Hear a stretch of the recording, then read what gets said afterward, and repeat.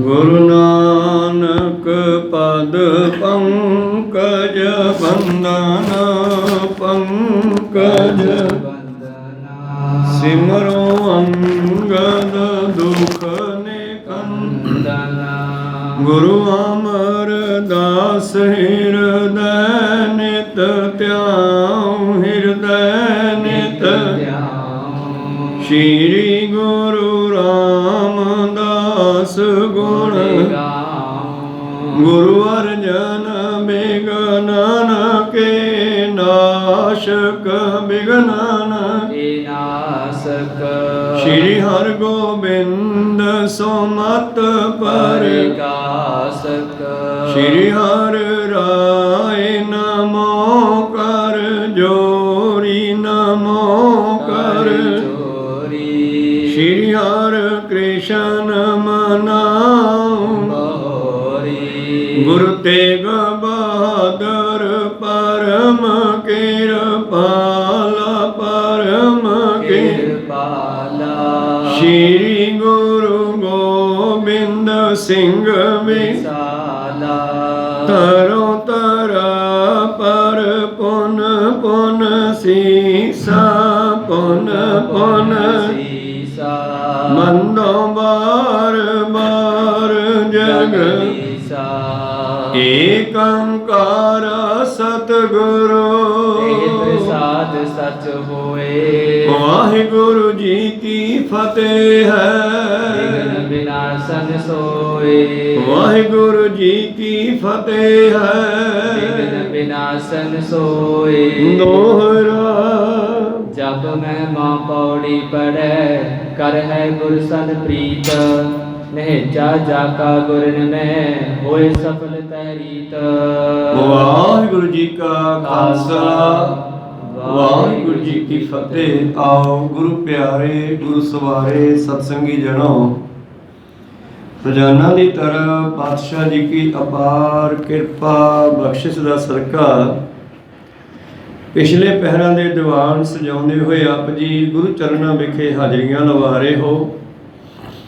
ਆਓ ਲੜੀਵਾਰ ਇਤਿਹਾਸ ਦੀ ਕਥਾ ਵਿਚਾਰ ਨਾਲ ਜੁੜਨਾ ਕਰੀਏ ਜੀ। ਆਪਾਂ ਪਿਛਲੇ ਦਿਨੀ ਜਪਜੀ ਸਾਹਿਬ ਦੀ ਮਹਿਮਾ ਸਰਵਣ ਕਰ ਰਹੇ ਸੀ। ਭਾਈ ਸਾਹਿਬ ਜੀ ਲਿਖਣਾ ਕਰਦੇ ਹਨ, ਭਾਈ ਸਾਹਿਬ ਭਾਈ ਰਾਮ ਕੋਇਰ ਜੀ ਜਿਨ੍ਹਾਂ ਨੇ ਸਾਨੂੰ ਇਹ ਵਿਚਾਰਾਂ ਸਾਰੀ ਕਥਾ ਸੁਣਾਉਣੀ ਕੀਤੀ ਕਿ ਇਹ ਭਾਈ ਜਪਜੀ ਸਾਹਿਬ ਦੀ ਮਹਿਮਾ ਹੈ। ਜਿਹੜਾ ਗੁਰੂ ਨਾਲ ਪ੍ਰੀਤੀ ਕਰਕੇ ਨਿਸ਼ਚਾ ਸ਼ਰਧਾ ਭਰੋਸਾ ਕਰਕੇ ਇਸ ਦਾ ਜਾਪ ਕਰੇਗਾ ਜਪਜੀ ਸਾਹਿਬ ਦਾ, ਉਹਦੇ ਸਾਰੇ ਕਾਰਜ ਰਾਸ ਹੋਣਗੇ, ਸਫਲੇ ਹੋਣਗੇ। ਇਸ ਤਰ੍ਹਾਂ ਜਪਦੀ ਮਹਿਮਾ ਸੰਪੂਰਨ ਹੋਈ। ਅੱਗੇ ਵਿਚਾਰਾਂ ਚੱਲਦੀਆਂ। ਪ੍ਰੀਤਮ ਜੀ ਹੋਰ ਕੀ ਬਖਸ਼ਿਸ਼ ਕਰਦੇ ਹਨ ਇਹ ਆਰੰਭ ਕਰਕੇ ਸਰਵਣ ਕਰਦੇ ਹਾਂ। ਉਸ ਤੋਂ ਪਹਿਲਾਂ ਆਪਣੀਆਂ ਤੇ ਦਾਸਾਂ ਦੀਆਂ ਗੁਰੂ ਚਰਨਾਂ ਵਿੱਚ ਲਵਾਓ ਹਾਜ਼ਰੀਆਂ। ਗੁਰੂ ਕਾ ਬਖਸ਼ਿਆ ਫਤਿਹ ਦਾ ਨਾਰਾ ਕਰੋ ਬੁਲੰਦ ਗੱਜ ਕੇ ਆਖੋ ਜੀ ਵਾਹਿਗੁਰੂ ਜੀ ਕਾ ਖਾਲਸਾ ਵਾਹਿਗੁਰੂ ਜੀ ਕੀ ਫਤਿਹ। ਦੋਹਰਾ ਜਪ ਮਹਿਮਾ ਪੌੜੀ ਪੜੈ ਕਰ ਹੈ ਗੁਰ ਸਨ ਪ੍ਰੀਤ। ਭਾਈ ਸਾਹਿਬ ਜੀ ਕਹਿੰਦੇ ਹਨ ਜੇ ਕੋਈ ਜਪਜੀ ਸਾਹਿਬ ਦੀ ਮਹਿਮਾ ਭਾਵ ਜਾਪ ਕਰਦਾ ਹੈ 40 ਪੌੜੀਆਂ ਦਾ ਪਾਠ, 2 ਸ਼ਲੋਕ ਹਨ ਅੱਗੇ ਪਿੱਛੇ 38 ਪੌੜੀਆਂ, ਔਰ ਇਸ ਸੰਪੂਰਨ ਜਪਜੀ ਸਾਹਿਬ ਦਾ ਜੇ ਕੋਈ ਪਾਠ ਕਰੇ ਗੁਰੂ ਨਾਲ ਪ੍ਰੀਤੀ ਪਾ ਕੇ ਜੀ ਚਾਚਾ ਕਾ ਗੁਰਨ ਮੈਂ ਹੋਏ ਸਫਲ ਤਹਿਰੀਤ। ਔਰ ਗੁਰੂ ਦੇ ਵਿੱਚ ਪੂਰਨ ਭਰੋਸਾ ਨਿਸ਼ਚਾ ਸ਼ਰਧਾ ਹੋਵੇ ਤੇ ਉਹਦਾ ਕੋਈ ਵੀ ਕਾਰਜ ਅਟਕ ਨਹੀਂ ਸਕਦਾ ਜੀ। ਜਪ ਗੁਰ ਅਰਜਨ ਸਿਵਦ ਗੁਰੂ ਨਾਨਕ ਮੁਖ ਮੰਤ। ਇਹ ਜਪਜੀ ਸਾਹਿਬ ਦਾ ਪਾਠ ਗੁਰੂ ਅਰਜਨ ਦੇਵ ਜੀ ਨੇ ਸਬਿਧ ਭਾਵ ਗੁਰੂ ਗ੍ਰੰਥ ਸਾਹਿਬ ਜੀ ਦੇ ਪਹਿਲੇ ਅੰਗਾਂ ਤੇ ਚੜਾਉਣਾ ਕੀਤਾ, ਔਰ ਇਸ ਪਾਠ ਦਾ ਉਚਾਰਨ ਧੰਨ ਧੰਨ ਗੁਰੂ ਨਾਨਕ ਦੇਵ ਜੀ ਨੇ ਕੀਤਾ। ਇਹ ਸਾਰਾ ਜਪਜੀ ਸਾਹਿਬ ਇੱਕੋ ਵਾਰੀ ਨਹੀਂ ਰਚਿਆ ਗਿਆ, ਅਲੱਗ-ਅਲੱਗ ਥਾਵਾਂ ਤੇ ਇਹ ਪੌੜੀਆਂ ਉਚਾਰਨ ਹੋਈਆਂ। ਮੂਲ ਮੰਤਰ ਸੱਚਖੰਡ ਚੋਂ ਲੈ ਕੇ ਆਂਦਾ ਆਪ ਜੀ ਨੂੰ ਪਤਾ ਹੈ। ਉਸ ਤੋਂ ਬਾਅਦ ਫਿਰ ਅੱਗੇ ਸਿੱਖਾਂ ਨੇ ਬੇਨਤੀਆਂ ਕੀਤੀਆਂ, ਪਾਤਸ਼ਾਹ ਜਿਸ ਪਰਮੇਸ਼ਰ ਦੀ ਤੁਸੀਂ ਗੱਲ ਕਰਦੇ ਹੋ ਮੂਲ ਮੰਤਰ ਵਿੱਚ ਗੁਰਪ੍ਰਸਾਦ ਗੁਰੂ ਦੀ ਕਿਰਪਾ ਨਾਲ ਪਾਇਆ ਜਾ ਸਕਦਾ ਹੈ, ਉਹਨੂੰ ਕਿਵੇਂ ਪਾਈਏ? ਕੀ ਕੋਈ ਸੁੱਚਤਾ ਨਾਲ ਪਾ ਸਕਦਾ ਹੈ? ਬਾਬਾ ਜੀ ਕਹਿੰਦੇ ਬਿਲਕੁਲ ਨਹੀਂ। ਕੇਵਲ ਸੁੱਚਤਾ ਰੱਖ ਕੇ ਅੰਦਰੋਂ ਮਨ ਗੁਰੂ ਨਾਲ ਨਹੀਂ ਜੁੜਿਆ, ਫਿਰ ਕਿਵੇਂ ਪਾਊਗਾ? ਸੋਚੈ ਸੋਚ ਨਾ ਹੋਵਈ। ਸੋਚੈ ਚੱਚੇ ਦਲਾਈਆਂ ਚੈ, ਸੋਚੈ ਦਾ ਭਾਵ ਸੁੱਚਤਾ। ਕਿਉਂਕਿ ਬਹੁਤ ਸਾਰੇ ਲੋਕ ਤੀਰਥਾਂ ਦੇ ਯਾਤਰਾ ਕਰਕੇ ਕੇਵਲ ਇਸ਼ਨਾਨ ਕਰਕੇ ਆ ਜਾਂਦੇ ਆ, ਪਰ ਦੂਸਰਾ ਬਚਨ ਕਬੀਰ ਸਾਹਿਬ ਜੀ ਦਾ ਪੜ੍ਹ ਲਓ। ਕਬੀਰ ਨਹਾਵਣ ਚੱਲੇ ਤੀਰਥੀ, ਮਨ ਖੋਟੇ ਤਨ ਚੋਰ, ਇੱਕ ਪਾਉ ਲੱਥੀ ਨਹਾਤਿਆਂ, ਦੋਏ ਪਾ ਚੜੀਏ ਸੋਰ। ਸੋਚਿਆ ਸੋਚ ਨਾ ਹੋਵੇ, ਜੇ ਸੋਚੀ ਲੱਖ ਵਾਰ। ਇਹ ਸੋਚੀ ਨਹੀਂ ਹੈ, ਇਹ ਸੋਚਾ ਹੈ ਭਾਵ ਸੋਚਤਾ ਹੈ। ਕੋਈ ਸਤਨਾਮ। ਜੇ ਕੋਈ ਲੱਖਾਂ ਵਾਰ ਵੀ ਸੋਚਤਾ ਕਰਕੇ ਰੱਖ ਲਵੇ ਤਾਂ ਵੀ ਉਹਨੂੰ ਰੱਬ ਦੀ ਪ੍ਰਾਪਤੀ ਨਹੀਂ ਹੋ ਸਕਦੀ। ਫਿਰ ਮਹਾਰਾਜ ਕਈ ਮੋਨੀਆਂ ਮੌਨ ਧਾਰ ਕੇ ਪਾਇਆ ਜਾ ਸਕਦਾ, ਤਾਂ ਕਹਿੰਦੇ ਮੌਨ ਹੁੰਦਾ ਹੀ ਨਹੀਂ, ਕਿਵੇਂ ਹੋਊਗਾ? ਠੀਕ ਹੈ, ਮੂੰਹ ਤੇ ਪੱਟੀ ਬੰਨ੍ਹ ਲਓਗੇ, ਚੁੱਪ ਕਰਕੇ ਬਹਿ ਜਾਓਗੇ। ਜਿਹੜੇ ਅੰਦਰ ਫੁਰਨੇ ਚੱਲ ਰਹੇ ਆ ਉਹਨਾਂ ਨੂੰ ਕੌਣ ਰੋਕੂਗਾ? ਮਨ ਵਸੇ ਆਵੇ ਨਾਨਕਾ, ਜੇ ਪੂਰਨ ਕਿਰਪਾ ਹੋਏ ਤਾਂ ਤੇ ਚੁੱਪੈ ਚੁੱਪ ਨਾ ਹੋਵਈ। ਇਸ ਤਰ੍ਹਾਂ ਵੀ ਮਿਲਾਪ ਨਹੀਂ ਹੋ ਸਕਦਾ। ਜੇ ਲਾਏ ਰਹਾ ਲਿਵਤਾਰ, ਜੇ ਕੋਈ ਲਗਾਤਾਰ ਤੇਲ ਦੀ ਧਾਰ ਦੀ ਨਿਆਈ ਅੱਖਾਂ ਬੰਦ ਕਰਕੇ ਬੈਠਾ ਰਵੇ। ਅੱਖਾਂ ਤਾਂ ਬੰਦ ਕੀਤੀਆਂ ਬਗਲੇ ਦੀ ਨਿਆਈ, ਪਰ ਕਦੇ ਕਦੇ ਖੋਲ੍ਹ ਕੇ ਵੇਖ ਲੈਂਦਾ ਕਿਹੜੀ ਮੱਛੀ ਨੇੜੇ ਆ। ਜਿਹੜੀ ਨੇੜੇ ਆ ਗਈ ਹੜਪ ਜਾਂਦਾ, ਫਿਰ ਅੱਖਾਂ ਬੰਦ ਕਰਕੇ ਇੱਕ ਪੈਰ ਤੇ ਖੜ ਜਾਂਦਾ। ਐਸੀ ਭਗਤੀ ਨਾਲ ਵੀ ਰੱਬ ਨਹੀਂ ਮਿਲਦਾ। ਕੋ ਸਤਨਾਮ। ਤੇ ਮਨੁੱਖ ਦੇ ਅੰਦਰ ਚੁੱਪ ਹੋ ਹੀ ਨਹੀਂ ਸਕਦੀ, ਅੰਦਰ ਫੁਰਨੇ ਚੱਲ ਰਹੇ ਹੈ, ਤੇ ਜਿੰਨਾ ਚਿਰ ਫੁਰਨੇ ਬੰਦ ਨਹੀਂ ਹੁੰਦੇ ਉਹਨਾਂ ਚਿਰ ਧਿਆਨ ਪਰਮੇਸ਼ਰ ਨਾਲ ਨਹੀਂ ਜੁੜਦਾ। ਚੁੱਪੈ ਚੁੱਪ ਨਾ ਹੋਵੇ, ਜੇ ਲਾਏ ਰਹਾ ਲਿਵਤਾਰ, ਭੁੱਖਿਆਂ ਭੁੱਖ ਨਾ ਉਤਰੀ। ਕਹਿੰਦੇ ਫਿਰ ਵਰਤ ਰੱਖ ਕੇ ਪਾਇਆ ਜਾ ਸਕਦਾ? ਕਹਿੰਦੇ ਨਹੀਂ। ਸਰੀਰ ਸਾਡਾ ਅਨਾਜ ਤੋਂ ਬਣਿਆ, ਭਾਵ ਅਨਾਜ ਹੀ ਸਾਡੇ ਮਾਂ ਪਿਓ ਨੇ ਖਾਧਾ, ਜਿਹੜਾ ਧਰਤੀ 'ਚੋਂ ਪੈਦਾ ਹੋਇਆ, ਮਿੱਟੀ 'ਚੋਂ। ਉਸ ਮਿੱਟੀ ਦੇ ਅਨਾਜ ਤੋਂ ਹੀ ਸਾਡਾ ਸਰੀਰ ਬਣਿਆ। ਮਿੱਟੀ ਜੋ ਬਣਿਆ ਇਹਨੂੰ ਅਨਾਜ 'ਚੋਂ ਬਣਿਆ, ਅਨਾਜ ਦੀ ਲੋੜ ਹੈ। ਭੁੱਖ ਰੱਖ ਕੇ ਵੀ ਵਰਤ ਰੱਖ ਕੇ ਰੱਬ ਨਹੀਂ ਪਾਇਆ ਜਾ ਸਕਦਾ। ਤਾਂ 10ਵੇਂ ਪ੍ਰੀਤਮ ਜੀ ਨੇ ਕਲੀਅਰ ਕਰ ਦਿੱਤਾ, ਅਲਪ ਆਹਾਰ ਸੁਲਪ ਸੀ ਨਿੰਦਰਾ, ਦਇਆ ਸ਼ਿਮਾ ਤਨ ਪ੍ਰੀਤ। ਥੋੜ੍ਹਾ ਖਾਓ ਥੋੜ੍ਹਾ ਸੌਵੋ, ਜਗਰਾਤੇ ਕੱਟ ਕੇ ਲਗਾਤਾਰ ਕੋਈ ਜਾਗਦਾ ਰਹੇ ਤਾਂ ਵੀ ਨਹੀਂ ਪਾਇਆ ਜਾ ਸਕਦਾ। ਅਲਪ ਆਹਾਰ ਸੁਲਪ ਸੀ ਨਿੰਦਰਾ, ਦਇਆ ਸ਼ਿਮਾ ਤਨ ਪ੍ਰੀਤ। ਇਹ ਚੀਜ਼ਾਂ ਧਾਰਨ ਕਰੋ ਨਾ ਸਰੀਰ 'ਚ। ਸੀਲ ਸੰਤੋਖ ਸਦਾ ਨਿਰਭੈਬੋ ਹਵੈਬੋ, ਤ੍ਰੈ ਗੁਣ ਅਤੀਤ ਰਜੋ ਤਮੋ ਸਤੋ। ਇਹਨਾਂ ਤਿੰਨਾਂ ਗੁਣਾਂ ਤੋਂ ਉੱਚੇ ਉੱਠ ਕੇ ਚੌਥੇ ਵਿੱਚ ਪ੍ਰਵੇਸ਼ ਕਰੋ। ਹਵੈਬੋ ਤ੍ਰੈ ਗੁਣ ਅਤੀਤ, ਕਾਮ ਕ੍ਰੋਧ ਅਹੰਕਾਰ ਲੋਭ ਹਠ ਮੋਹ ਨਾ ਮਨ ਸਿਉ ਲਿਆਵੇ। ਇਹਨਾਂ ਨੂੰ ਅੰਦਰ ਨਾ ਵੜਨ ਦੇਵੇ ਘਰੇ, ਤਾਂ ਵੀ ਆਤਮ ਤਤ ਕੋ ਦਰਸੈ, ਪਰਮ ਪੁਰਖ ਕੈ ਪਾਵੈ। ਇਹਨਾਂ ਨੂੰ ਬਾਹਰ ਕੱਢੇ। ਇਸ ਕਰਕੇ ਪਾਤਸ਼ਾਹ ਜੀ ਨੇ ਇਹ ਪੌੜੀਆਂ ਅਲੱਗ-ਅਲੱਗ ਥਾਵਾਂ ਤੇ ਉਚਾਰਨ ਕੀਤੀਆਂ। ਔਰ ਜਿਹੜੀਆਂ ਪਿੱਛੇ ਪੌੜੀਆਂ ਆਉਂਦੀਆਂ, ਆਰੇਸ ਤਿਸੈ ਆਦੇਸ, ਆਦ ਅਨੀਲ ਅਨਾਦ ਅਨਾਹਤ ਜੁਗ ਜੁਗ ਏਕੋ ਵੇਸ। ਇਹ ਬਚਨ ਜਿਹੜੇ ਹਨ ਇਹ ਗੋਰਖਨਾਥ ਵਰਗੇ ਜੋਗੀਆਂ ਨਾਲ ਸੁਮੇਰ ਪਰਬਤ ਤੇ ਹੋਏ ਆ। ਕੋ ਸਤਨਾਮ। ਇਸੇ ਤਰ੍ਹਾਂ ਅੰਦਰਲੀਆਂ ਜਿਹੜੀਆਂ ਵਿੱਚ ਪੌੜੀਆਂ ਰਹਿ ਗਈਆਂ, ਉਹ ਵੀ ਕੋਈ ਕਿਤੇ ਹੁਕਮ ਦਿੱਤਾ, ਕੋਈ ਕਿਤੇ ਉਪਦੇਸ਼ ਬਖਸ਼ਿਆ। ਜਦੋਂ ਕਰਤਾਰਪੁਰ ਵਸ ਗਿਆ, ਸਤਿਗੁਰਾਂ ਕੋਲੇ ਭਾਈ ਲਹਿਣਾ ਜੀ ਆ ਗਏ ਸੇਵਾ 'ਚ, ਤੇ ਇਹਨਾਂ ਦੇ ਕੋਲੋਂ ਫਿਰ ਗੁਰੂ ਨਾਨਕ ਦੇਵ ਜੀ ਨੇ ਪੌੜੀਆਂ ਨੂੰ ਲੜੀਵਾਰ ਕਰਕੇ ਇੱਕ ਸਾਡੇ ਵਾਸਤੇ ਨਿਤ ਨੇ ਬਣਾ ਦਿੱਤਾ, ਜਪਜੀ ਸਾਹਿਬ ਦਾ ਪਾਠ। ਕੋ ਸਤਨਾਮ ਸੀ। ਔਰ ਹੁਕਮ ਦੇ ਦਿੱਤਾ ਕਿ ਸਾਰੇ ਸਿੱਖ ਅੰਮ੍ਰਿਤ ਵੇਲੇ ਇਸ ਪਾਠ ਦਾ ਜਪਜੀ ਸਾਹਿਬ ਦਾ ਪਾਠ ਕਰਿਆ ਕਰੋ। ਅੱਗੇ ਫਿਰ 10ਵੇਂ ਪਾਤਸ਼ਾਹ ਸਮਾਂ ਆਇਆ, ਉਹਨਾਂ ਨੇ ਨਾਲ ਹੋਰ ਬਾਣੀਆਂ ਐਡ ਕਰ ਦਿੱਤੀਆਂ, ਅੰਮ੍ਰਿਤ ਵਾਲੀਆਂ 5 ਬਾਣੀਆਂ ਦਾ ਸਾਨੂੰ ਹੁਕਮ ਦੇ ਦਿੱਤਾ। ਰਹਿ ਰਾਸ ਜਿਹੜੀ ਹੈ ਪਹਿਲਾਂ ਬਾਬੇ ਨਾਨਕ ਜੀ ਵੀ ਸ਼ਬਦ ਉਚਾਰੇ ਆ, ਫਿਰ 5ਵੇਂ ਪਾਤਸ਼ਾਹ ਨੇ ਉਚਾਰੇ, ਉਹ ਵਿੱਚ ਐਡ ਕਰ ਦਿੱਤੇ। ਚੌਥੇ ਪਾਤਸ਼ਾਹ ਜੀ ਦੇ ਉਚਾਰੇ ਹੋਏ ਐਡ ਕਰ ਦਿੱਤੇ। ਫਿਰ 10ਵੇਂ ਪਾਤਸ਼ਾਹ ਜੀ ਦਾ ਸਮਾਂ ਆਇਆ, ਉਹਨਾਂ ਨੇ ਨਾਲ ਚੌਪੀ ਸਾਹਿਬ ਵੀ ਲਵਾ ਦਿੱਤਾ। ਕੋ ਸਤਨਾਮ ਸੀ। ਤੋ ਇਸ ਕਰਕੇ ਸਾਰੀ ਬਾਣੀ ਸਮੇਂ ਸਮੇਂ ਤੇ ਉਚਾਰੀ ਗਈ। ਭਾਈ ਸਾਹਿਬ ਜੀ ਲਿਖਦੇ ਹਨ ਕਿ ਜਪਜੀ ਸਾਹਿਬ ਗੁਰੂ ਨਾਨਕ ਦੇਵ ਜੀ ਨੇ ਉਚਾਰਨ ਕੀਤਾ, ਔਰ ਗੁਰੂ ਅਰਜਨ ਦੇਵ ਜੀ ਨੇ ਇਸ ਨੂੰ ਸੁਵਿਧੀ ਚੰਗੇ ਤਰੀਕੇ ਦੇ ਨਾਲ ਗੁਰਬਾਣੀ ਦੇ ਪਹਿਲੇ ਅੰਗਾਂ ਤੇ ਚੜਾਉਣਾ ਕੀਤਾ ਹੈ। ਲਿਖਿਓ ਸੋ ਕਰ ਗੁਰ ਰਾਜ, ਸਤਿਗੁਰ ਸਨਮੁਖ ਸੁਖ ਸੰਤ। ਗੁਰੂ ਰਾਮਦਾਸ ਜੀ ਨੇ ਇਸ ਨੂੰ ਹੱਥੀਂ ਲਿਖਿਆ ਸੀ। ਉਸ ਤੋਂ ਬਾਅਦ ਸੰਤਾਂ ਦੇ ਸੁੱਖ ਲਈ, ਭਾਵ ਸਾਡੇ ਸਾਰਿਆਂ ਦੇ ਸੁੱਖ ਲਈ, ਤੁਸੀਂ ਸਾਰੇ ਸੰਤ ਹੋ, ਇੱਥੇ ਜਦ ਬੈਠੇ ਹੋ ਨਾ ਸਾਰੇ ਸੰਤ ਹੋ। ਕੋਈ ਜ਼ਰੂਰੀ ਨਹੀਂ ਕੋਈ ਭਗਵਾ ਚਿੱਟਾ ਕਾਲਾ ਪਾ ਕੇ ਸੰਤ ਬਣਦਾ। ਕੋਈ ਸਤਨਾਮ। ਕਈ ਥਾਈਂ ਸਤਿਗੁਰੂ ਸੰਗਤ ਨੂੰ ਸੰਤੋ ਕਹਿ ਕੇ ਸੰਬੋਧਨ ਕਰਦੇ ਹਨ। ਕੋ ਸਤਨਾਮ ਤੋਂ ਸੰਗਤ ਨੂੰ ਹੀ ਕਰਦੇ ਆ, ਕਿਸੇ ਹੋਰ ਮਨੁੱਖ ਨੂੰ ਨਹੀਂ ਕਰਦੇ। ਇਸ ਕਰਕੇ ਸਤਿਗੁਰੂ ਅਰਜਨ ਦੇਵ ਮਹਾਰਾਜ ਜੀ ਨੇ ਇਸ ਨੂੰ ਸੁਵਿਧੀ ਨਾਲ ਚੜਾਉਣਾ ਕੀਤਾ। ਉਸ ਤੋਂ ਪਹਿਲਾਂ ਗੁਰੂ ਰਾਮਦਾਸ ਜੀ ਨੇ ਆਪਣੇ ਹੱਥੀਂ ਵੀ ਲਿਖਿਆ ਸੀ ਔਰ ਲਿਖਿਓ ਸੋ ਕਰ ਗੁਰ ਰਾਜ। ਸਤਿਗੁਰ ਦੇ ਇਸ ਰਾਜ ਨੂੰ ਲਿਖਿਆ ਆਪ ਸਨਮੁਖ ਸੁਖ ਸੰਤ। ਤਾਂ ਤੇ ਸਤਿਗੁਰ ਦੇ ਸਨਮੁਖ ਰਹਿਣ ਵਾਲੇ ਭਾਈ ਗੁਰਮੁਖਾਂ ਦੇ ਲਈ ਸੁਖ ਦੇਣ ਵਾਲੀ ਇਹ ਬਾਣੀ ਔਰ ਸਤਿਗੁਰਾਂ ਦੀ ਹਜ਼ੂਰੀ ਵਿੱਚ ਰਹਿਣ ਵਾਲੇ ਭਾਈ ਸਾਹਿਬ ਭਾਈ ਗੁਰਦਾਸ ਜੀ ਨੇ ਵੀ ਇਸ ਨੂੰ ਲਿਖਿਆ ਸੀ। ਉਹਨਾਂ ਸਮਿਆਂ 'ਚ ਬਾਣੀ ਹੱਥੀਂ ਲਿਖਣ ਦਾ ਸਤਿਗੁਰਾਂ ਦਾ ਹੁਕਮ ਸੀਗਾ। ਬਈ ਜਦੋਂ ਵੀ ਸਾਡੇ ਕੋਲ ਸਾਲ ਛਮਾਹੀ ਆਉਣਾ ਨਾ, ਤੁਸੀਂ ਭੇਟਾ ਕੀ ਲੈ ਕੇ ਆਓਗੇ?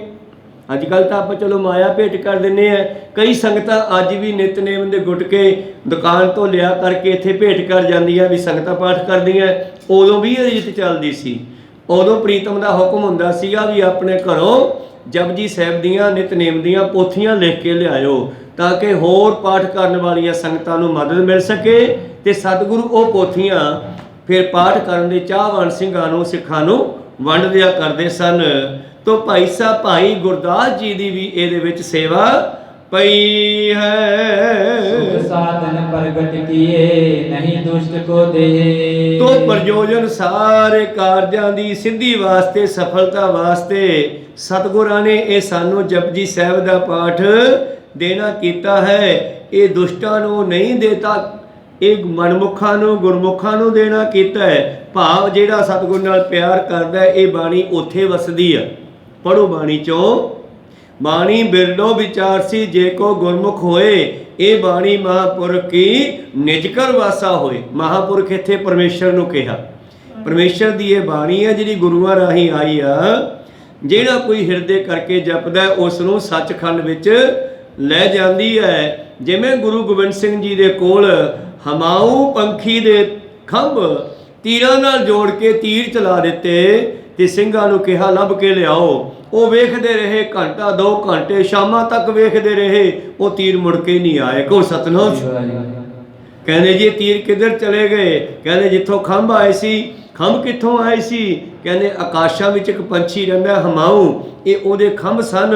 ਸਾਨੂੰ ਨਾਰਦ ਮੁਨੀ ਗੁਰਮੁਖ ਬ੍ਰਹਮ ਗਿਆਨੀ ਦੇ ਗਿਆ ਸੀ ਔਰ ਉਹ ਪੰਛੀ ਦਾ ਇੱਕ ਸੁਭਾਅ ਹੈ, ਕੁਦਰਤ ਨੇ ਬਖਸ਼ਿਸ਼ ਕੀਤਾ ਹੈ ਕਿ ਉਹ ਧਰਤੀ ਤੇ ਨਹੀਂ ਆਉਂਦਾ, ਆਕਾਸ਼ਾਂ ਵਿੱਚ ਹੀ ਰਹਿੰਦਾ। ਆਕਾਸ਼ਾਂ ਵਿੱਚ ਹੀ ਉਸ ਦਾ ਆਂਡਾ ਜਦ ਫੁੱਟਦਾ ਹੈ, ਡਿੱਗਦਾ ਫੁੱਟ ਜਾਂਦਾ ਹੈ ਤੇ ਬੱਚਾ ਉੱਡ ਕੇ ਫਿਰ ਉੱਪਰ ਚਲਿਆ ਜਾਂਦਾ। ਹਮਾਊ ਪੰਛੀ ਆਕਾਸ਼ਾਂ ਵਿੱਚ ਹੀ ਰਹਿੰਦਾ, ਉਹਦੇ ਖੰਭ ਸਨ। ਤੇ ਮੈਂ ਤੁਹਾਨੂੰ ਇਹ ਸਮਝਾਉਣ ਵਾਸਤੇ ਕਿ ਇਸੇ ਤਰ੍ਹਾਂ ਜਿਹੜਾ ਗੁਰਬਾਣੀ ਨਾਲ ਜੁੜ ਗਿਆ ਇਹ ਵੀ ਉੱਥੇ ਚਲਿਆ ਜਾਊ ਜਿੱਥੋਂ ਗੁਰਬਾਣੀ ਆਈ ਆ। ਕੋ ਸਤਨਾਮ ਸੀ। ਜਿਵੇਂ ਖੰਭ ਤੀਰਾਂ ਨੂੰ ਆਪਣੇ ਦੇਸ਼ ਲੈ ਗਏ ਜੀ। ਪੜ੍ਹੇ ਸਿੱਖ ਪ੍ਰਤੀਤ ਤੇ ਬ੍ਰਿਤ ਪ੍ਰਸਾਦ ਕੀ ਸੇਵ। ਔਰ ਸਿੱਖ ਦੇ ਅੰਦਰ ਇਹ ਜਪਜੀ ਸਾਹਿਬ ਦਾ ਪਾਠ ਹੈ ਜਿਹੜਾ ਫਲ ਹੈ, ਫਲ ਦੇਣ ਵਾਲਾ ਹੈ।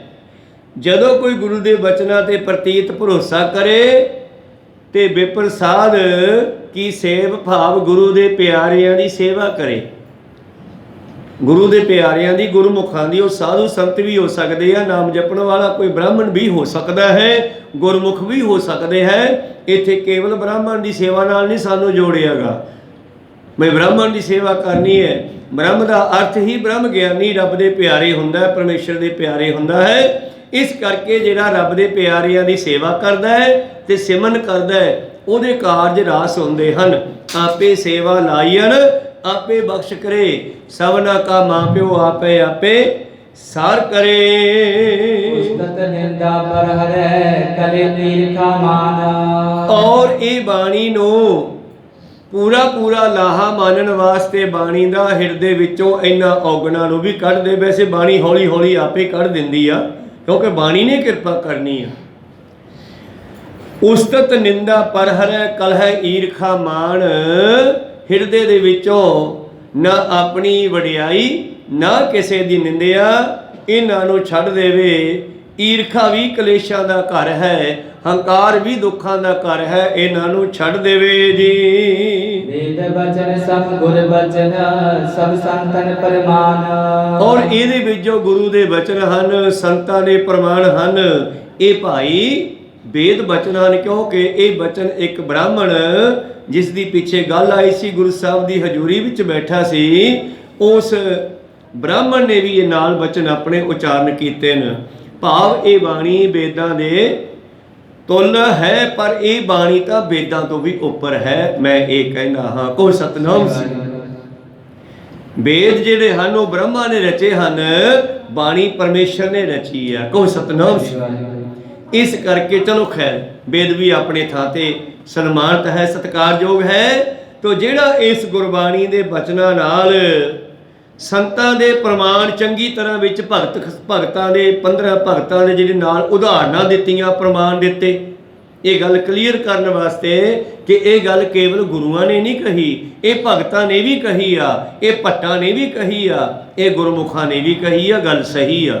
ਇਸ ਕਰਕੇ ਆਓ ਇਸ ਪਵਿੱਤਰ ਬਾਣੀ ਦੇ ਬਚਨਾਂ ਨੂੰ ਹਿਰਦੇ ਵਿੱਚ ਵਸਾਉਣਾ ਕਰੀਏ, ਮੰਨਣਾ ਕਰੀਏ ਜੀ। ਸਵਈਆ ਜਪ ਜਾਪ ਕੀ ਅਗਕੋਟ ਹਰੇ, ਨਿਤ ਦਾਨ ਬਦੇ ਬੁੱਧ ਸਾਰ ਧਰੈ। ਤੋ ਜਪਜੀ ਸਾਹਿਬ ਦਾ ਜਾਪ ਕਰਨ ਦੇ ਨਾਲ, ਧਿਆਨ ਦਿਓ, ਆਰਾਮ ਨਾਲ ਮੱਥਾ ਟੇਕ ਲਓ, ਤਾਂ ਪਾਤਸ਼ਾਹ ਜੀ ਬਖਸ਼ਿਸ਼ ਕਰਦੇ ਹਨ ਕਿ ਜਿਸ ਵੇਲੇ ਜਪਜੀ ਸਾਹਿਬ ਦਾ ਜਾਪ ਭਾਵ ਤੁਸੀਂ ਪਾਠ ਕਰੋਗੇ, ਇਹ ਤੁਹਾਡੇ ਕਰੋੜਾਂ ਪਾਪਾਂ ਦਾ ਨਾਸ਼ ਕਰਨ ਵਾਲੀ ਹੈ, ਔਰ ਤੁਹਾਡੇ ਘਰ ਦੇ ਵਿੱਚ ਰਿੱਧ ਸਿੱਧ ਨੂੰ ਭਾਵ ਭੰਡਾਰਿਆਂ ਨੂੰ ਵਧਾਉਣ ਵਾਲੀ ਹੈ। ਤੁਹਾਡੀ ਬੁੱਧੀ ਦੇ ਵਿੱਚ ਸਾਰ ਹੁੰਦਾ ਤਤ, ਨਿਚੋੜ। ਤੁਹਾਨੂੰ ਇਹ ਬਾਣੀ ਪਰਮੇਸ਼ਰ ਦਾ ਜਿਹੜਾ ਹੈ ਤਤ ਉਹ ਵੀ ਪ੍ਰਾਪਤ ਕਰਵਾਵੇਗੀ। ਮਨ ਭਾਵ ਬਦੇ ਸੁਖ ਕਾਮ ਸਦੇ, ਸੁਰ ਸਾਧਨ ਵੇ ਤਮ ਕੁੰਜ ਹਰੇ। ਔਰ ਮਨ ਭਾਵ ਵਧੇ, ਮਨ ਦੇ ਵਿੱਚ ਗੁਰੂ ਪ੍ਰਤੀ ਭਾਵਨਾ ਵੱਧ ਜਾਂਦੀ ਹੈ, ਪ੍ਰੇਮ ਵੱਧ ਜਾਂਦਾ ਹੈ। ਸੁਖ ਕਾਮ ਸਦੇ, ਸਾਰੇ ਸੁਖ ਜਿਹੜੇ ਹਨ, ਕੰਮ ਜਿਹੜੇ ਹਨ, ਉਹ ਸਦੇ ਪੂਰੇ ਹੋ ਜਾਂਦੇ ਹਨ। ਸੁਰ ਸਾਧਨ ਮੈਂ ਤਾਂ ਪੁੰਜ ਹਰੇ, ਤਮ ਪੁੰਜ, ਤਮ ਹੁੰਦਾ ਹਨੇਰਾ, ਪਾਪਾਂ ਦਾ ਜੋ ਪ੍ਰਭਾਵ ਹੈ ਜੀਵਨ ਦੇ ਉੱਤੇ, ਉਹ ਪਾਪਾਂ ਦਾ ਪ੍ਰਭਾਵ ਵੀ ਜਪਜੀ ਸਾਹਿਬ ਦਾ ਪਾਠ ਕਰਿਆ ਖਤਮ ਹੋ ਜਾਵੇਗਾ। ਤੁਹਾਡੇ ਪਾਪਾਂ ਦਾ ਖਾਤਮਾ ਹੋ ਜਾਵੇਗਾ ਔਰ ਚੰਗੇ ਕਰਮਾਂ ਦਾ ਵਾਧਾ ਹੋ ਜਾਵੇਗਾ। ਤੇ ਜਦੋਂ ਚੰਗੇ ਕਰਮ ਪ੍ਰਗਟ ਹੁੰਦੇ ਹਨ, ਪਾਤਸ਼ਾਹ ਜੀ ਕਹਿੰਦੇ ਪੂਰਬ ਕਰਮ ਅੰਕੁਰ ਜਾਂ ਪ੍ਰਗਟੇ, ਭੇਟਿਓ ਪੁਰਖ ਰਸਕ ਬੈਰਾਗੀ। ਜਦੋਂ ਪੂਰਬਲੇ ਚੰਗੇ ਕਰਮ ਪ੍ਰਗਟ ਹੁੰਦੇ ਹਨ ਤੇ ਪਰਮੇਸ਼ਰ ਦੇ ਪਿਆਰਿਆਂ ਦੀ ਸੰਗਤ ਹੁੰਦੀ ਹੈ। ਤਨ ਮੈਂ ਕਰ ਮੈਂ ਸੁਤ ਮੈਂ ਅਰ ਨਾਰਦ ਕੀ ਸਭ ਦੁਖ ਟਰੈ। ਔਰ ਧਨ ਕਰਕੇ, ਤਨ ਕਰਕੇ, ਘਰ ਵਿੱਚ ਪੁੱਤਰ ਇਸਤਰੀ ਵਿਖੇ ਆਦਿ ਸਾਰਿਆਂ ਦੇ ਦੁੱਖ ਔਗਣ ਖਤਮ ਕਰਨ ਵਾਲੀ ਹੈ ਪਵਿੱਤਰ ਜਪਜੀ ਸਾਹਿਬ ਦੀ ਬਾਣੀ ਜੀ। ਜਹ ਪ੍ਰਤੀਤ ਨਹੀਂ ਤਿਸ ਕੋ ਸਿੱਖ ਦੇ ਸੋ ਦੁਖ ਕਰੈ। ਜੇ ਪ੍ਰੀਤ ਨਹੀਂ ਪ੍ਰਤੀਤ ਨਹੀਂ, ਸਤਿਗੁਰ ਕੀ ਪ੍ਰਤੀਤ ਨਾ ਆਈ ਆ, ਸਤਿਗੁਰ ਤੇ ਭਰੋਸਾ ਨਹੀਂ, ਸ਼ਬਦ ਨਾਲ ਲਾਗੋ ਭਾਓ, ਸ਼ਬਦ ਨਾਲ ਜਪਜੀ ਸਾਹਿਬ ਨਾਲ ਬਾਣੀ ਨਾਲ ਪਿਆਰ ਨਹੀਂ ਹੈ। ਫਿਰ ਕੀ ਲਿਖਿਆ ਅੱਗੇ, ਸਤਿਗੁਰ ਕੀ ਪ੍ਰਤੀਤ ਨਹੀਂ, ਸ਼ਬਦ ਨਾ ਲਾਗੈ ਭਾਓ, ਤਿਸ ਕੋ ਸੁਖ ਨਾ ਉਪਜੇ, 100 ਗੇੜਾ ਆਓ ਜਾਓ। ਗੁਰੂ ਤੇ ਭਰੋਸਾ ਕਰਨਾ, ਬਾਣੀ ਨਾਲ ਪਿਆਰ ਕਰਨਾ ਬੜਾ ਜ਼ਰੂਰੀ ਹੈ। ਤੇ ਜਿਨ੍ਹਾਂ ਨੂੰ ਭਾਈ ਨਹੀਂ ਪਿਆਰ, ਉਹਨਾਂ ਦੇ ਤਿਸ ਕੋ ਸਿੱਖ ਦੇਹ ਸੋ ਦੋਖ ਕਰੇ, ਉਹਨਾਂ ਦੇ ਪਾਪਾਂ ਦਾ ਖਾਤਮਾ ਨਹੀਂ ਹੋ ਸਕਦਾ ਜਿਹੜਾ ਗੁਰੂ ਤੇ ਪੂਰਨ ਭਰੋਸੇ ਨਾਲ ਇਸ ਬਾਣੀ ਨੂੰ ਨਹੀਂ ਪੜਦਾ ਜੀ। ਜਿਸ ਕੀ ਵਿਦ ਹੈ ਕਹੀ ਗੁਰ ਪੂਰਨ ਹੈ, ਸਿੱਖ ਪ੍ਰਾਪਤ ਸਾਧਨ ਤੇ। ਇਸ ਤਰ੍ਹਾਂ ਜਿਸ ਕੀ ਵਿਧਿ ਹੈ ਕਹੀ ਗੁਰਪੂਰਨ ਹੈ, ਸਿੱਖ ਪ੍ਰਾਪਤ ਸਾਧਨ ਤੇ। ਜਿਸ ਤਰ੍ਹਾਂ ਗੁਰੂ ਪਾਤਸ਼ਾਹ ਜੀ ਨੇ ਸਾਨੂੰ ਜਪਜੀ ਸਾਹਿਬ ਦੀ ਮਹਿਮਾ ਦੱਸੀ ਹੈ, ਇਹ ਬਹੁਤ ਵੱਡੀ ਗੱਲ ਹੈ ਜੀ। ਸਭ ਪਾਠਨ ਗੀਤ ਖੜਾਂਕਣ ਤੇ, ਉਪਜੇ ਫਲ ਕੋ ਤਤ ਜੋਗਨ ਤੇ। ਕਹਿਣ ਲੱਗੇ ਇਸ ਨੂੰ ਸਾਰੇ ਪੜਨ ਭਾਈ, ਪੜ੍ਹੋ ਗਾਓ ਸੁਣੋ ਨਿਤ ਬਾਣੀ। ਰਾਗੀ ਸਿੰਘ ਗਾਉਂਦੇ ਆ, ਆਪਾਂ ਪਾਠ ਕਰਦੇ ਹਾਂ। ਇਸ ਤਰ੍ਹਾਂ ਪਾਤਸ਼ਾਹ ਜੀ ਬਖਸ਼ਿਸ਼ ਕਰਦੇ ਹਨ ਕਿ ਜਦੋਂ ਕੋਈ ਸਾਰੇ ਪੜ੍ਹਨਗੇ, ਗੀਤ ਦਾ ਮਤਲਬ ਗਾਉਣਗੇ, ਖੜੰਗਣ ਤੇ 6 ਤਰ੍ਹਾਂ ਦੇ ਨਾਲ ਭਾਵ ਕੰਨਾਂ ਨਾਲ ਸੁਣਨਾ, ਮੁਖ ਨਾਲ ਗਾਉਣਾ, ਅਤੇ ਇਸੇ ਤਰ੍ਹਾਂ ਹੀ ਜਦੋਂ ਆਪਣੇ ਸਰੀਰ ਦੇ ਅੰਦਰ ਧਾਰਨ ਕਰਕੇ ਇਸ ਪਵਿੱਤਰ ਬਾਣੀ ਨੂੰ ਉਚਾਰਨ ਕਰੋਗੇ, ਉਪਜਿਓ ਫਲ ਕੋ ਤਤ ਜੋਗਣ ਤੇ। ਇਸ ਤਰ੍ਹਾਂ ਤੁਹਾਡੇ ਅੰਦਰ ਰਿੱਧੀਆਂ ਸਿੱਧੀਆਂ ਸਹਿ ਤੇ ਫਲ ਪ੍ਰਾਪਤ ਹੋਵੇਗਾ। ਤਿਨ ਸਾਧਨ ਸਿੱਧ ਸੁਚੇਤ ਭਲੇ, ਵਿਦ ਕਾਜ ਸਰੇ ਸੁਖ ਭੋਗਨ ਤੇ। ਤੋ ਇਸੇ ਤਰ੍ਹਾਂ ਹੀ ਗੁਰੂ ਪਿਆਰਿਓ, ਇਹ ਸਰੀਰ ਜਿਹੜਾ ਹੈ ਜਦੋਂ ਬਾਣੀ ਨਾਲ ਜੁੜੇਗਾ ਤੇ ਇਸ ਦੇ ਅੰਦਰ ਇਸ ਬਾਣੀ ਦੇ ਰਾਹੀਂ ਸਾਰੇ ਸੁੱਖਾਂ ਦੀ ਪ੍ਰਾਪਤੀ ਹੋਵੇਗੀ। ਆਤਮਿਕ ਸੁੱਖ, ਬੰਦੇ ਨੂੰ ਆਤਮਿਕ ਸੁੱਖ ਨਹੀਂ ਹੈ, ਘਰੇ ਮਤਲਬ ਮਾਇਆ ਬਹੁਤ ਆ, ਸਹੂਲਤਾਂ ਸਾਰੀਆਂ ਹੈ। ਔਰ ਗੁਰੂ ਪਿਆਰਿਓ, ਏਸੀ ਵੀ ਲੱਗੇ ਆ ਗਰਮੀ ਵਾਸਤੇ, ਸਰਦੀ ਵਾਸਤੇ ਹੀਟਰ ਵੀ ਲਾਏ ਹੋਣਗੇ, ਪਰ ਅੰਦਰਲਾ ਸੁੱਖ ਇਹਨਾਂ ਚੀਜ਼ਾਂ ਨਾਲ ਨਹੀਂ ਮਿਲਦਾ। ਜਿੰਨਾ ਚਿਰ ਆਤਮਾ ਸੁੱਖ ਨਹੀਂ, ਮਨ ਦਾ ਸੁੱਖ ਨਹੀਂ, ਉਹਨਾਂ ਚਿਰ ਬਾਹਰਲੇ ਸੁੱਖ ਪੂਰਾ ਸੁੱਖ ਨਹੀਂ ਦੇ ਸਕਦੇ। ਕਹੋ ਸਤਿਨਾਮ। ਤੇ ਬਾਣੀ ਆਤਮਿਕ ਸੁੱਖ ਦਿੰਦੀ ਹੈ, ਤੇ ਜਦੋਂ ਬਾਣੀ ਦੇ ਨਾਲ ਕੋਈ ਜੁੜਦਾ ਹੈ, ਇਹ ਸਾਨੂੰ ਆਤਮਿਕ ਸੁੱਖ ਦਿੰਦੀ ਹੈ। ਫਿਰ ਥੋੜੇ ਵਿੱਚ ਵੀ ਆ ਲੱਗਦਾ ਕਿ ਬਹੁਤ ਹੈ। ਕਹੋ ਸਤਿਨਾਮ। ਭੁੱਖਿਆਂ ਭੁੱਖ ਨਾ ਉਤਰੀ, ਜੇ ਬੰਨਾ ਪੁਰੀਆਂ ਭਾਰ। ਜੇ ਕਿਸੇ ਨੂੰ 4 ਪੁਰੀਆਂ ਦਾ ਸਮਾਨ ਇੱਕ ਬੰਦੇ ਨੂੰ ਦੇ ਦਿਓ ਤਾਂ ਰੱਜਦਾ ਨਹੀਂ। ਫਿਰ ਪੁੱਛਿਆ ਪ੍ਰੀਤਮ ਰੱਜਦਾ ਕਿਵੇਂ ਆ? ਤੇ ਪਾਤਸ਼ਾਹ ਕਹਿੰਦੇ ਇਉਂ ਤ੍ਰਿਪਤ ਭਈ ਸੱਚ ਭੋਜਨ ਖਾਇਆ, ਮਨ ਤਾਂ ਰਸਨਾ ਨਾਮ ਤੇ ਆਇਆ। ਫਿਰ ਉਹ ਰੱਜ ਗਿਆ। ਜਦੋਂ ਮਨ ਕਰਕੇ, ਤਨ ਕਰਕੇ, ਰਸਨਾ ਕਰਕੇ ਅਸੀਂ ਸਿਮਰਨ ਕੀਤਾ ਤਾਂ ਫਿਰ ਉਹਨੂੰ ਥੋੜਾ ਵੀ ਬਹੁਤ ਲੱਗਦਾ ਹੈ। ਤੇ ਨਹੀਂ ਆ ਤਾਂ ਜਿਨ੍ਹਾਂ ਕੋਲੇ ਕਰੋੜਾਂ ਪਿਆ ਉਹ ਵੀ ਕਹਿੰਦੇ ਆ ਬਾਬਾ ਜੀ ਬਸ ਭੁੱਖੇ ਹੀ ਮਰਦੇ ਆ, ਮਸਾਂ ਹੀ ਟਾਈਮ ਲੰਘਦਾ। ਕਹੋ ਸਤਿਨਾਮ। ਤੇ ਕਿੱਥੇ ਉਹ ਗੁਰਮੁਖ ਜਿਹੜੇ ਰਕਸ਼ਾ ਵਾਹ ਕੇ, ਜਿਹੜੇ ਭਜਨ ਬੰਦਗੀ ਕਰਨ ਵਾਲੇ, ਸਿਮਰਨ ਕਰਨ ਵਾਲੇ ਹਨ, ਉਹ ਗੁਰੂ ਪਿਆਰਿਓ ਆਪਣੀ ਦਿਹਾੜੀ ਕਰਕੇ ਹੱਥ ਨੇ 500-400 ਲੈ ਕੇ ਘਰੇ ਜਾਂਦੇ ਆ ਰਾਸ਼ਨ ਪਾਣੀ ਲੈ ਕੇ, ਤੇ ਉਹਨਾਂ ਨੂੰ ਨੀਂਦ ਐ ਵਧੀਆ ਆਉਂਦੀ ਆ। ਤੇ ਜਿਨ੍ਹਾਂ ਦੇ ਘਰੇ ਏਸੀ ਲੱਗੇ ਆ ਸ਼ਾਇਦ ਉਹਨਾਂ ਨੂੰ ਰਾਤ ਨੂੰ ਨੀਂਦ ਵੀ ਨਹੀਂ ਚੱਜ ਨਾਲ ਆਉਂਦੀ। ਕਹੋ ਸਤਿਨਾਮ। ਆਤਮਿਕ ਸੁੱਖ ਬਾਣੀ ਨੇ ਦੇਣਾ ਹੈ ਆਪਾਂ ਨੂੰ। ਤਾਂ ਤੇ ਸਿੱਖੋ ਸਭ ਤਿਮ ਸਾਧਨ ਸਿੱਧ ਸੁਚੇਤ ਭਲੀ, ਵਿਧਿ ਕਾਜ ਸਰੇ ਸੁਖ ਭੋਗਣ ਤੇ। ਜਿਹੜਾ ਅਸਲੀ ਸੁੱਖ ਹੈ ਨਾ, ਉਹ ਸਾਨੂੰ ਬਾਣੀ ਜਾਪ ਕਰਿਆ ਹੀ ਮਿਲਣਾ ਹੈ ਜੀ। ਸਭ ਸਿੱਧ ਕੀਏ ਗੁਰ ਭੇਟ ਦਿਏ, ਇਹ ਬੀਜ ਧਰੇ ਗੁਰ ਮੋਦਨ ਤੇ। ਧੰਨ ਧੰਨ ਗੁਰੂ ਨਾਨਕ ਪਾਤਸ਼ਾਹ ਜੀ ਨੇ, ਗੁਰੂਆਂ ਨੇ ਖੁਸ਼ ਹੋ ਕੇ, ਪ੍ਰਸੰਨ ਹੋ ਕੇ ਸਾਡੇ ਵਾਸਤੇ ਬੀਜ ਬੀਜੇ ਹੈ। ਵਧਾ ਲਓ ਤੁਸੀਂ। ਕਹੋ ਸਤਿਨਾਮ। ਗੁਰੂ ਸਾਹਿਬ ਬੀਜ ਗਏ। ਧੰਨ ਗੁਰੂ ਨਾਨਕ ਦੇਵ ਜੀ ਨੇ ਕਿਰਪਾ ਕੀਤੀ ਹੈ, ਔਰ ਅਸੀਂ ਇਸ ਨੂੰ ਬੀਜ ਕੇ ਹੋਰ ਵਧਾ ਸਕਦੇ ਹਾਂ। ਇੱਕ ਮਨੁੱਖ ਨੇ 2 ਬੀਜ ਆਪਣੇ 2 ਪੁੱਤਰਾਂ ਨੂੰ ਫੜਾਤੇ ਵੀ ਸਾਂਭ ਕੇ ਰੱਖਿਓ, ਮੈਂ ਜਦੋਂ ਵਾਪਸ ਆਇਆ ਫਿਰ ਮੰਗੂਗਾ ਤੁਹਾਡੇ ਕੋਲੋਂ। ਇੱਕ ਨੇ ਤਾਂ ਸਾਂਭ ਕੇ ਡੱਬੀ ਬਣਾ ਕੇ ਸੋਨੇ ਦੀ ਉਹ 'ਚ ਪਾ ਕੇ ਰੱਖਦਾ, ਬਾਪੂ ਨੇ ਕਿਹਾ ਸਾਂਭ ਕੇ ਰੱਖਾਂਗੇ। ਤੇ ਦੂਜੇ ਨੇ ਗਮਲੇ 'ਚ ਬੀਜਤਾ, ਤੇ ਜਦ ਬੀਜਿਆ ਤੇ ਉਗਰਿਆ, ਉਹਦੇ ਨਾਲ 20 30 50 ਦਾਣੇ ਹੋਰ ਪੈਦਾ ਹੋ ਗਏ। ਉਹਨੇ ਹੋਰ ਬੀਜਿਆ, ਹੋਰ ਹੋ ਗਏ, ਵੱਧਦਾ ਗਿਆ ਤੇ ਕੋਠਾ ਦਾਣਿਆਂ ਦਾ ਭਰ ਕੇ ਰੱਖਤਾ। ਕਹੋ ਸਤਿਨਾਮ। ਤੇ ਜਦ ਕਿਤੇ ਆ ਕੇ ਬਾਪੂ ਨੇ ਪੁੱਛਿਆ ਵੀ ਬੀਜ ਕਿੱਥੇ ਦਿੱਤਾ ਤੁਹਾਨੂੰ? ਉਹ ਕਹਿੰਦੇ ਡੱਬੀ ਕੱਢ ਲੈਣੀ ਸੋਨੇ ਦੀ। ਉਹ ਦਾਣੇ ਨੂੰ ਸੁਸਰੀ ਖਾ ਗਈ, ਵਿੱਚੇ ਗਲ ਗਿਆ ਦਾਣਾ ਡੱਬੀ 'ਚ। ਦੂਜੇ ਨੇ ਪੁੱਛਿਆ ਕਿੱਥੇ ਹੈ? ਕਹਿੰਦੇ ਆ ਜਾ ਦਿਖਾਵਾਂ। ਗੇਟ ਖੋਲ੍ਹਿਆ, ਕੋਠਾ ਭਰਿਆ ਪਿਆ। ਕਹਿੰਦੇ ਅਸਲੀ ਤੂੰ ਸਾਂਭਿਆ। ਕਹੋ ਸਤਿਨਾਮ। ਇਸ ਕਰਕੇ ਗੁਰੂ ਨਾਨਕ ਨੇ ਬੀਜ ਬੀਜਿਆ, ਸਿੱਖ ਨੇ ਸਾਂਭ ਕੇ ਰੱਖਣਾ, ਔਰ ਸਾਂਭਣਾ ਹਿਰਦੇ ਵਿੱਚ ਹੈ। ਇਹਨੂੰ ਜਪ ਜਪ ਕੇ ਵਧਾਉਣਾ ਕਰੋ ਜੀ ਦੋਹਰਾ। ਗੁਰੂ ਨਾਨਕ ਕਰਨਾ ਕਰੀ, ਪੰਥ ਬਤਾਇਓ ਸਿੱਖ। ਕਿੰਨੀ ਦਇਆ ਕੀਤੀ ਅਕਾਲ ਪੁਰਖ ਨੇ। ਆਪ ਨਰੈਣ ਕਲਾ ਧਾਰ, ਜਗ ਮਹਿ ਪਰਵਰਿਓ। ਨਿਰੰਕਾਰ ਆਕਾਰ ਜੋਤ ਜਗ ਮੰਡਲ ਕਰਿਓ। ਸੰਸਾਰ ਨੂੰ ਜਿਸ ਨੇ ਬਣਾਉਣਾ ਕੀਤਾ ਨਿਰੰਕਾਰ ਨੇ, ਉਹੋ ਹੀ ਤਾਂ ਨਾਨਕ ਬਣ ਕੇ ਸਾਨੂੰ ਸਮਝਾਉਣ ਆਇਆ। ਭਾਈ ਸਾਹਿਬ ਜੀ ਲਿਖਦੇ ਹਨ ਕਿ ਗੁਰੂ ਨਾਨਕ ਨੇ ਕਿੰਨੀ ਕਿਰਪਾ ਕੀਤੀ। ਸਿੱਖ ਨੂੰ ਸਹੀ ਰਸਤਾ ਦੱਸਿਆ ਜੀ। ਗੁਰ ਅਰਜਨ ਵਰਣਨ ਕਰੀ ਅਰਥ ਕਿਆਤ ਪਾਲਿਖ। ਔਰ ਗੁਰੂ ਅਰਜਨ ਦੇਵ ਮਹਾਰਾਜ ਜੀ ਨੇ ਸਾਨੂੰ ਬਾਣੀ ਦੇ ਅਰਥਾਂ ਬਾਰੇ ਵੀ ਸਮਝਾਉਣਾ ਕੀਤਾ ਹੈ। ਸੁਪਨ ਬਾਤ ਪ੍ਰਗਟ ਕਰੀ ਸਤਿਗੁਰ ਪੂਰਨ ਖਿਆਤ। ਇਸ ਤਰ੍ਹਾਂ ਪੂਰਨ ਅਨੁਭਵ ਵਾਲੇ ਸਤਿਗੁਰਾਂ ਨੇ ਸੁਪਨੇ ਵਿੱਚ ਗੱਲ ਪ੍ਰਗਟ ਕੀਤੀ ਤੇ ਉਸੇ ਦਾ ਅਰਥ ਇੱਥੇ ਪ੍ਰਗਟ ਵਿੱਚ ਲਿਖਿਆ ਹੈ। ਅਰਥ ਵਿਦਤਾਏ ਸੋ ਲਿਖਿਓ ਜੋ ਸਿੱਖ ਸੋਹਤ। ਔਰ ਇਹ ਸਿੱਖਾਂ ਦੇ ਵਾਸਤੇ ਲਿਖਿਆ। ਧੰਨ ਗੁਰੂ ਨਾਨਕ ਗੁਰੂ ਅਰਜਨ ਦੇਵ ਦੱਸੇ ਹੀ ਗੁਰੂ ਤਾਂ ਅੰਤਰਜਾਮੀ ਹੈ। ਜਿਸ ਤਰ੍ਹਾਂ ਇੱਕ ਸਿੱਖ ਨੇ ਆ ਕੇ ਨਮਸਕਾਰ ਕੀਤੀ ਜਦੋਂ, ਤੇ ਇੱਕ ਪਾਤਸ਼ਾਹ ਜੀ ਦੇ ਕੋਲ ਇੱਕ ਪਾਠੀ ਸਿੱਖ ਬੈਠਾ ਪਾਠ ਕਰ ਰਿਹਾ ਸੀਗਾ, ਤੇ ਉਸ ਨੇ ਆ ਕੇ ਮੱਥਾ ਟੇਕਿਆ। ਭਾਈ ਕਲਿਆਣੇ ਦੇ ਨਾਲ ਸਿੱਖ ਆਇਆ ਹੈ, ਰਾਜਾ ਆਇਆ ਹੈ। ਪਹਿਲਾਂ ਉਸ ਰਾਜੇ ਨੇ ਭਾਈ ਕਲਿਆਣਾ ਜੀ ਦੀ ਬੇਅਦਬੀ ਕੀਤੀ ਸੀ।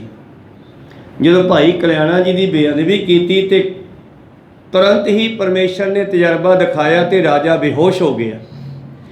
ਰਾਜੇ ਦੇ ਵਜ਼ੀਰਾਂ ਨੇ ਸੋਚਿਆ ਭਾਈ ਕਲਿਆਣੇ ਨੇ ਕੁਝ ਕਰ ਦਿੱਤਾ।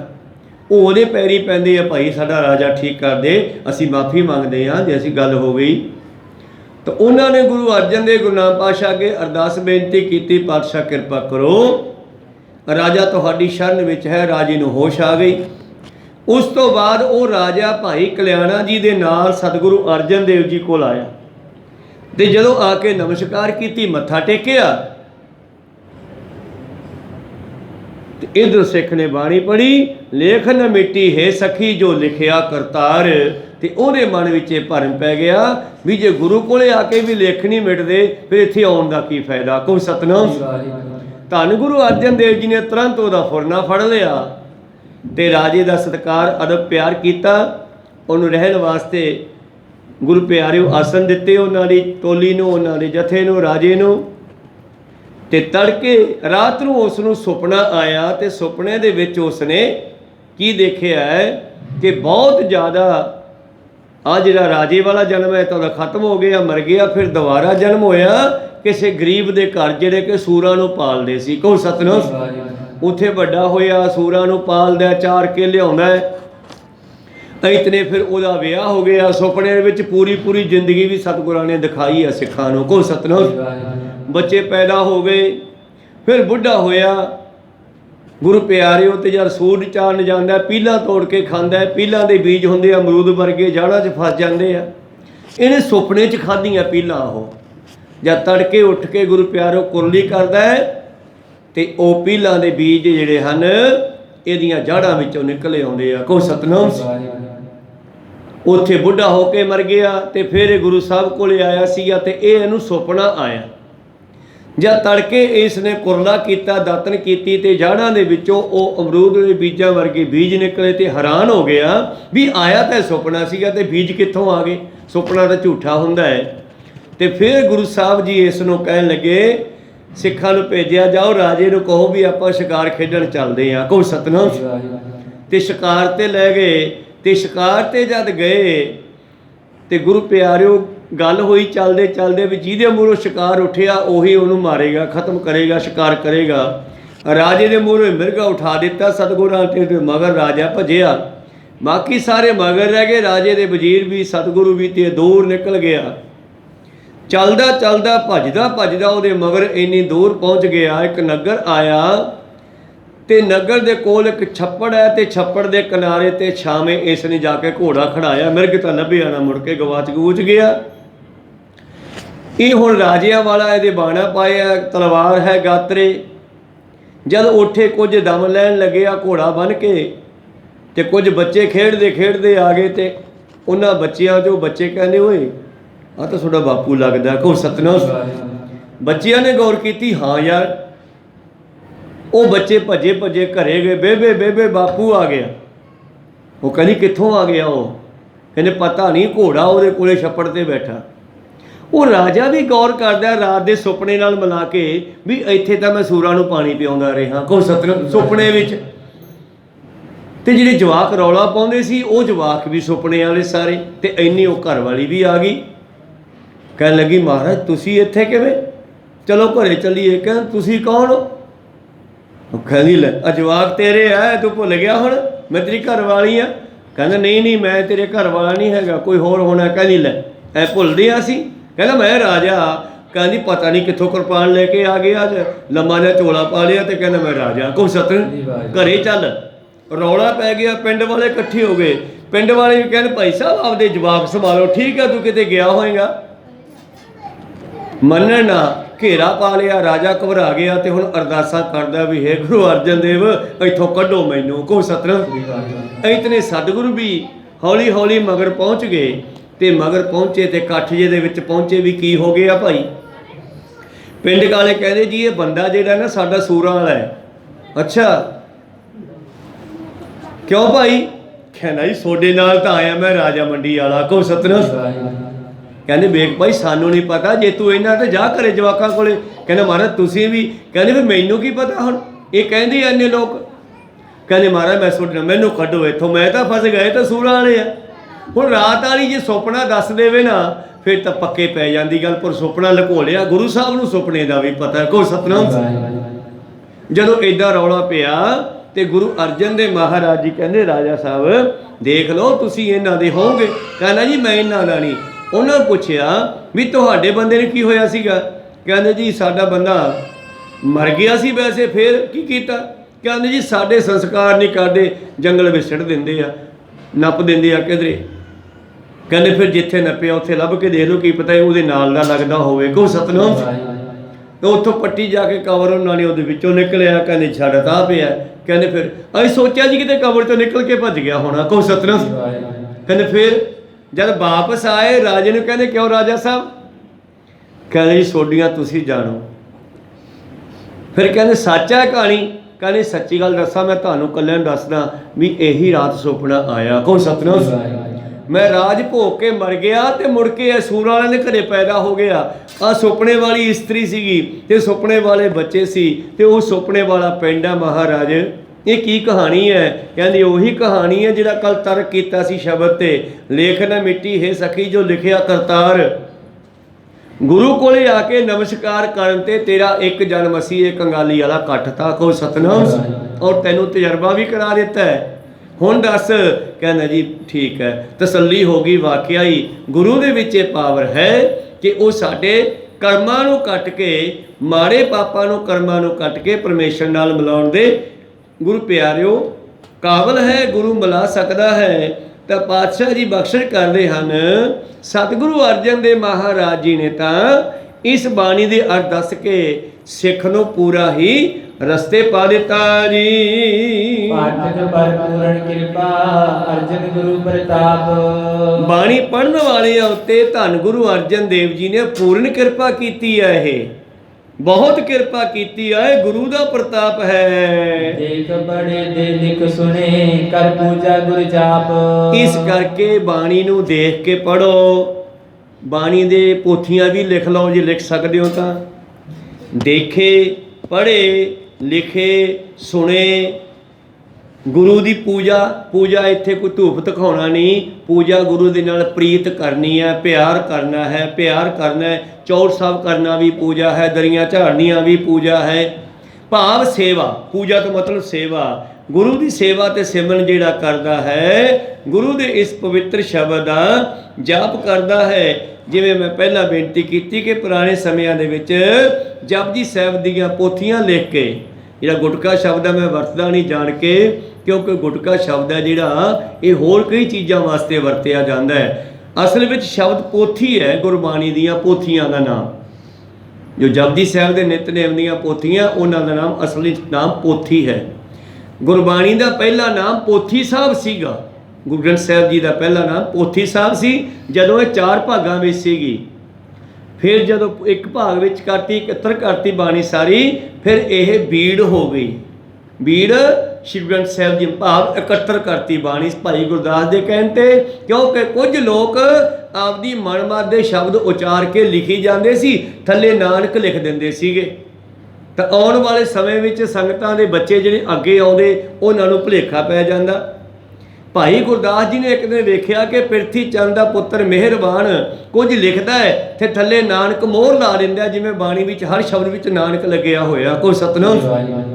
ਫਿਰ ਉਹਨੇ ਆ ਕੇ ਬੇਨਤੀ ਕੀਤੀ, ਮਹਾਰਾਜ ਜੀ ਕੁਝ ਲੋਕ ਆਪਦੀ ਮਨਮਾ ਦੇ ਸ਼ਬਦ ਲਿਖ ਕੇ ਨਾਨਕ ਮੋਹਰ ਲਾ ਦਿੰਦੇ ਆ ਤਾਂ ਭੁਲੇਖਾ ਪੈ ਜੀ ਸੰਗਤ ਨੂੰ ਕਿਹੜੀ ਕੱਚੀ ਹੈ ਤੇ ਕਿਹੜੀ ਸੱਚੀ ਬਾਣੀ ਹੈ। ਕੁਛ ਕਰੀਏ। ਪਾਤਸ਼ਾਹ ਕਹਿੰਦੇ ਆਪਾਂ ਆਪਣੀ ਬਾਣੀ ਇਕੱਤਰ ਕਰ ਦਿੰਦੇ ਆ, ਬਾਕੀ ਆਪੇ ਪਾਸੇ ਹੋ ਜਾਊਗੀ। ਕਹੋ ਸਤਨਾਮ। ਕੀ ਕਹਿੰਦੇ ਭਾਈ ਸਾਹਿਬ ਜੀ, ਮਿਹਰਬਾਨ ਪੁੱਤਰ ਪਿਰਥੀਏ ਦਾ ਤਿਨ ਪੀ ਬਾਣੀ ਬਹੁਤ ਬਣਾਈ, ਮੋਹਰ ਭੋਗ ਸ਼੍ਰੀ ਨਾਨਕ ਕਾ ਪਾਈ। ਭਾਵ ਭੋਗਦਾ ਹੁੰਦਾ ਸ਼ਬਦ ਦੇ ਅਖੀਰ ਤੇ ਨਾਨਕ ਲਿਖ ਦਿੰਦਾ। ਕਹੋ ਸਤਨਾਮ।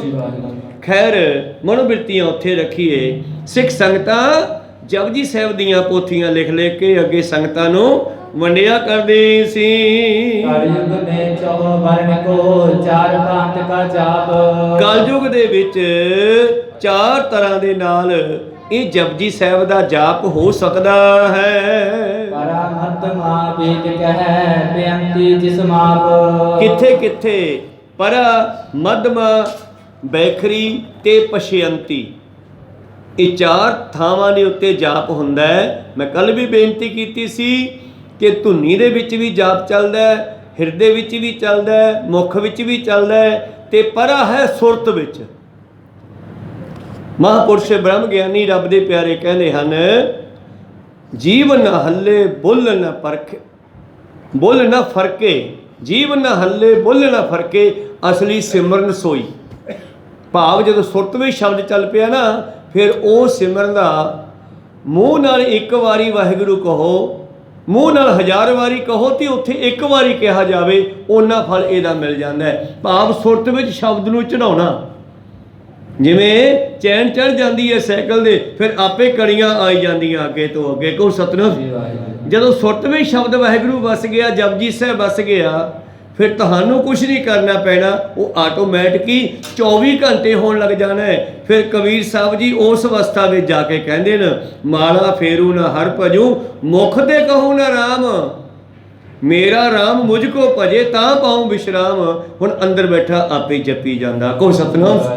ਮੇਰਾ ਰਾਮ ਭਾਵ ਮੇਰੀ ਆਤਮਾ, ਮੇਰਾ ਮਨ ਹੁਣ ਆਪੇ ਮੈਨੂੰ ਯਾਦ ਕਰਦਾ ਹੈ, ਆਪ ਜਪਦਾ ਹੈ। ਇਸ ਕਰਕੇ ਇਹ 4 ਤਰ੍ਹਾਂ ਦੇ ਨਾਲ ਜਪਜੀ ਸਾਹਿਬ ਦਾ ਜਾਪ ਕਰ ਸਕਦੇ ਹਾਂ। ਬੈਖਰੀ ਚਾਰੇ ਥਾਨ ਮੈਂ ਤਨ ਮੇ ਕਰੋ ਵਾਸ।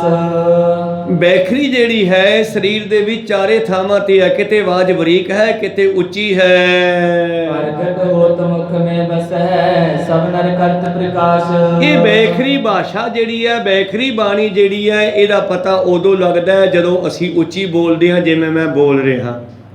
ਵੈਸੇ ਇਹ ਆਵਾਜ਼ ਧੁਨੀ ਵਿੱਚ ਵੀ ਬਹੁਤ ਬਰੀਕ ਹੈ, ਹਿਰਦੇ ਵਿੱਚ ਵੀ ਬਰੀਕ ਹੈ, ਗਲੇ ਵਿੱਚ ਵੀ ਹੈ, ਪਰਾਂ ਦੇ ਵਿੱਚ ਤਾਂ ਬਹੁਤ ਹੀ ਬਰੀਕ ਹੈ। ਪਰ ਬੈਖਰੀ ਇਹਨੂੰ ਤਾਂ ਕਹਿੰਦੇ ਆ ਜਦੋਂ ਇੱਥੋਂ ਆ ਕੇ ਪ੍ਰਗਟ ਹੁੰਦੀ ਹੈ, ਭਾਵ ਆਪਾਂ ਉੱਚੀ ਬੋਲਦੇ ਹਾਂ। ਨਾਭੀ ਪਹਿਲੇ ਹਿਰਦੇ ਦੋਏ, ਕੰਠ ਤ੍ਰਿਤੀ ਮੁਖ ਬੋਲ।